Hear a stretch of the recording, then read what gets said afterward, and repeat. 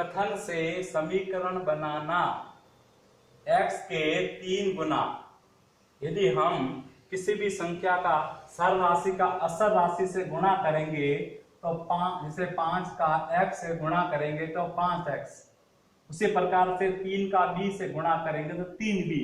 ठीक उसी प्रकार के x का 3 से गुणा करना, 3 गुना 3 से गुणा यानी कि 3x, और 11 योग 11 प्लस 11 तो हमको 32 प्राप्त होता है। प्राप्त होने के लिए बराबर का निशान और फिर आएगा 32। तो इस कथन से ये समीकरण बन गया।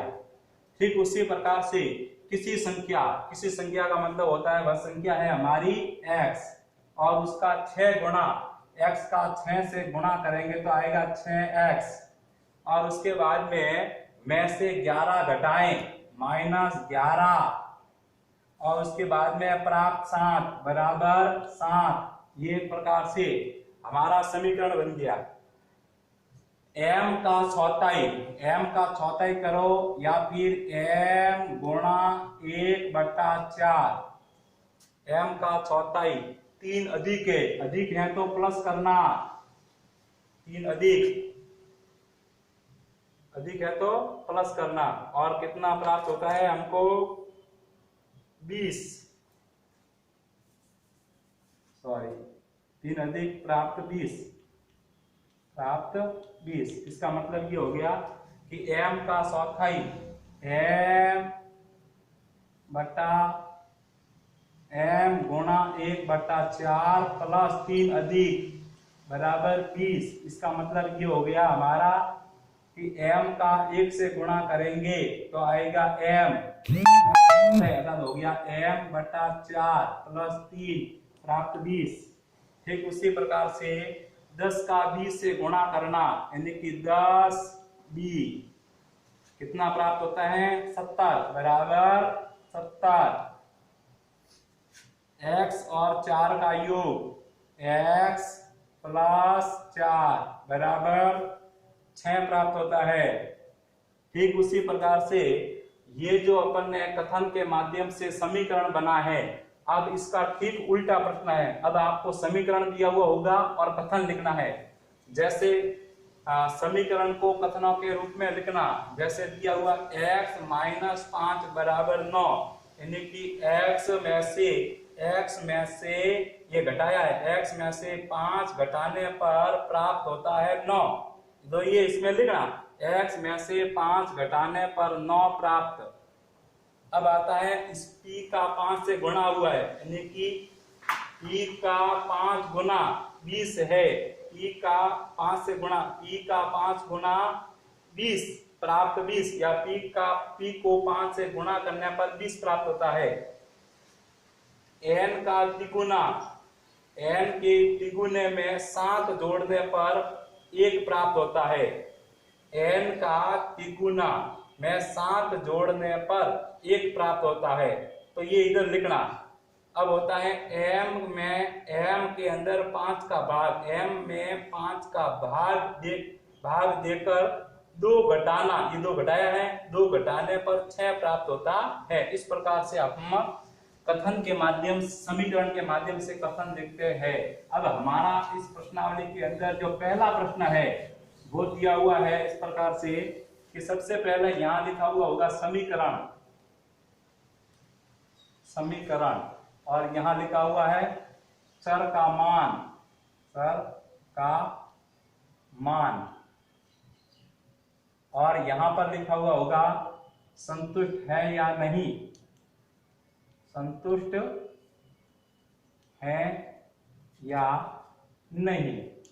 जैसे एक सवाल दिया हुआ है कि समीकरण दिया हुआ x प्लस 5 बराबर 0, तो सबसे पहले यहाँ पर x बराबर 0, x बराबर -5 और x बराबर 5, तीन ही प्रकार से समीकरण ए का ये उतरेगा। ये सारणी दी हुई है और यहाँ पे x प्लस 5 बराबर 0।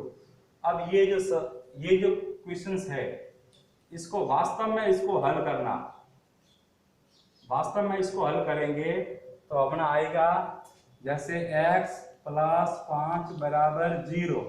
तो यहाँ पर इस 5x का मान ज्ञात करना है और x का मान ज्ञात करने के लिए हमें ये 5 को हटाना है।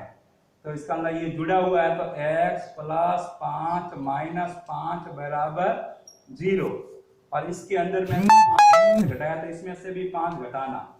तो ये प्लस के 5 ये कट गया। अब x बराबर माइनस के 5। तो ये जैसे आपका उत्तर माइनस के 5 आया है तो इस सवाल के अंदर माइनस का 5 उत्तर कहां पर आ रहा है, यहाँ पर। तो यहाँ पर तो लिखना कि है समीकरण से संतुष्ट है, लेकिन शेष ये दोनों हैं यहाँ पर लिखना नहीं।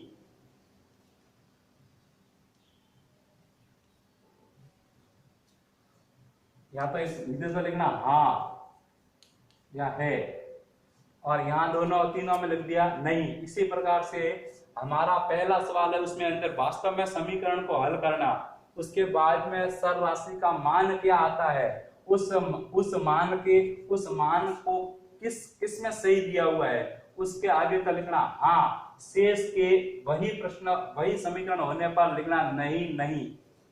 इसी प्रकार से ठीक हम आगे वाला सवाल बताते हैं कि प्रश्न क्रमांक 2 दिया हुआ है, उसके अंदर हमारे समीकरण का मान दिया हुआ होगा जैसे 3n प्लस 7 बराबर 1। अब यहाँ पर n का मान ज्ञात करना है तो n का मान जो है वो बराबर यहाँ दे दिया आपको सिर्फ 2 दे दिया। अब ये कहता है कि इस समीकरण का हल ये है या नहीं है। तो वास्तव में इस समीकरण को हल करना और हल करने के बाद में यहाँ आएगा 3n। सबसे पहले मुझे इसको हटाना है, प्लस का 7 है तो यहाँ पर माइनस का 7 डालना पड़ेगा दोनों तरफ, 1 माइनस 7। तो ये हो जाएगा 3n माइनस का प्लस का और यहाँ हो जाएगा माइनस का 6।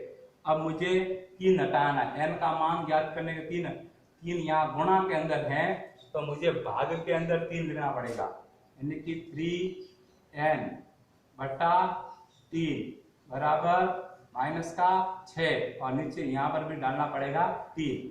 इस 3 से तो ये 3 कट गया, यहाँ 3 का भाग 6 में देंगे तो आएगा अपना n बराबर माइनस का 2 और यहाँ पर n का मान माइनस का 2 आया है और यहाँ पर n का मान 2 आया है। तो जैसे अगर ये दोनों मान समान, n का मान माइनस का 2 और यहाँ भी माइनस का 2 आता है, तब तो यहाँ बताना पड़ेगा कि समीकरण का हल है। नहीं तो यहाँ दोनों समान नहीं आए हैं, इसे लिखना समीकरण हल नहीं है। समीकरण का हल नहीं है, इस प्रकार से अपने को ये लिखना पड़ेगा। यदि दोनों का मान समान आ जाता है तो लिखना समीकरण का हल है और नहीं आता है तो लिखना समीकरण का हल नहीं है। ये ठीक उसी प्रकार से हम 4.1 का दूसरा सवाल करते हैं। धन्यवाद।